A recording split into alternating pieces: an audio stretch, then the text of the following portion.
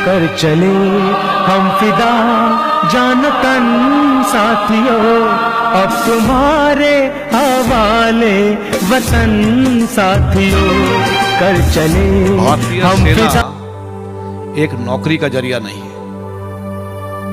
अगर आपने भारतीय सेना में शामिल होना है तो आपको शारीरिक और मानसिक रूप से हर तरीके से आपको मजबूती दिखानी है। आपका हौसला बुलंद होना चाहिए। आपको कठिन से कठिन समस्याओं का सामना करने के लिए आप में ताकत होनी चाहिए। जहां रास्ता नहीं निकल सकता वहां रास्ता ढूंढने की काबिलियत होनी चाहिए। तभी आप सही भारतीय सेना के जवान कहलाए जाएंगे। मेरे वतन के लोगों, जरा आँख में भर लो पानी, जो शहीद हुए हैं उनकी जरा याद करो कुर्बानी। जय हिंद जय हिंद जय हिंद की सेना, जय हिंद जय हिंद जय हिंद जय हिंद जय हिंद।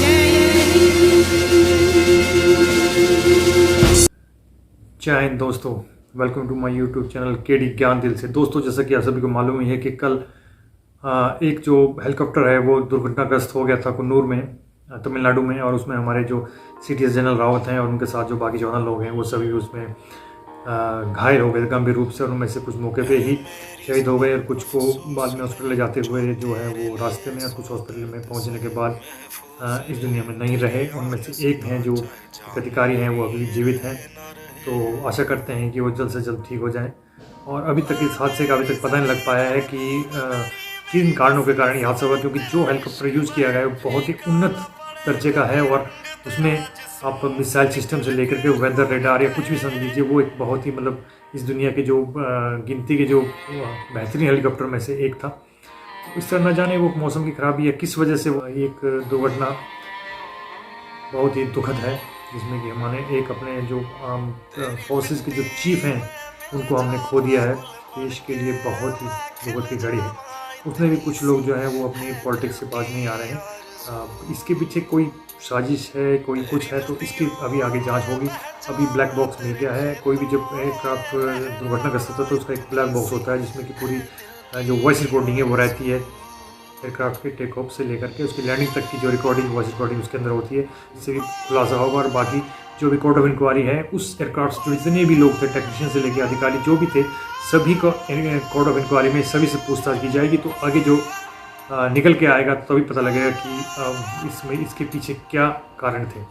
बहरहाल अभी हम बहुत ही दुख के साथ कहना पड़ रहा है कि जनरल रावत हमारे पास नहीं रहे। बेहतरीन योद्धा थे और उनकी एक अपनी एक स्पष्ट सोच थी। जैसा वो सोचते थे वो उस पर अमल भी करते थे, चाहे वो सर्जिकल स्ट्राइक रही हो, म्यांमार की सर्जिकल स्ट्राइक हो, चाहे वो पाकिस्तान में हो, या कोई भी बहुत सारे उनके ऑपरेशन ऐसे रहे हैं जो कि वो उन्होंने अपनी सोच के बल पे बहुत ही सही अंजाम दिए हैं। तो उनकी एक बहुत अच्छी जो सोच थी देश को लेकर के, सेना आयुधों को लेकर के आत्मनिर्भर बनाने के लिए हो, या फिर सेना में कोई भी नए हथियार लाने हो, प्रोक्योरमेंट जो भी कुछ है, तो उनकी एक अलग से सोच होती थी। और वो खुली धमकी देना हो, चाहे वो चीन को, पाकिस्तान को, तो एक अपने ही तरह के एक बहुत ही उन्नत दर्जे के योद्धा थे।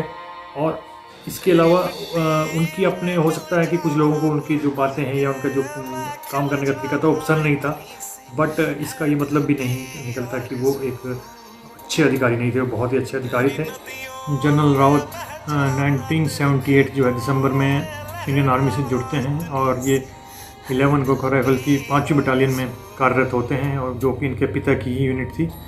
वो भी लेफ्टिनेंट जनरल से रिटायर हैं इनके पिता भी। इस तरह ये आर्मी चीफ ये 31 दिसंबर 2016 को ये आर्मी चीफ बनते हैं, और उसके 3 साल के बाद 31 दिसंबर 2019 को ही ये CDS बनते हैं, chief of the defence staff. लंबे 40 वर्षों से ज़्यादा लंबे कैरियर के साथ ये कल इनका जो एक दुर्घटनाग्रस्त हेलीकॉप्टर है उसमें इनका अपनी पत्नी के साथ देहांत हो जाता है।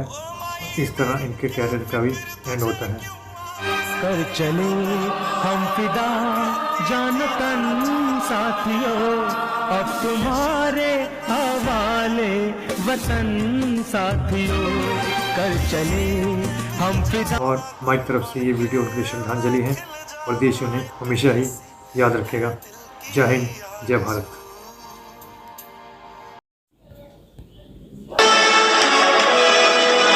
I am proud of the uniform that I wear, which is olive green.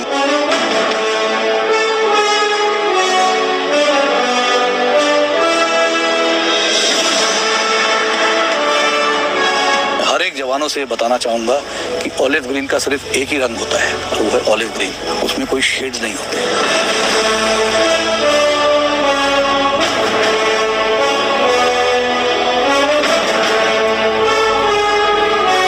हम सब एक हैं, हम सब में टीम वर्क होना चाहिए।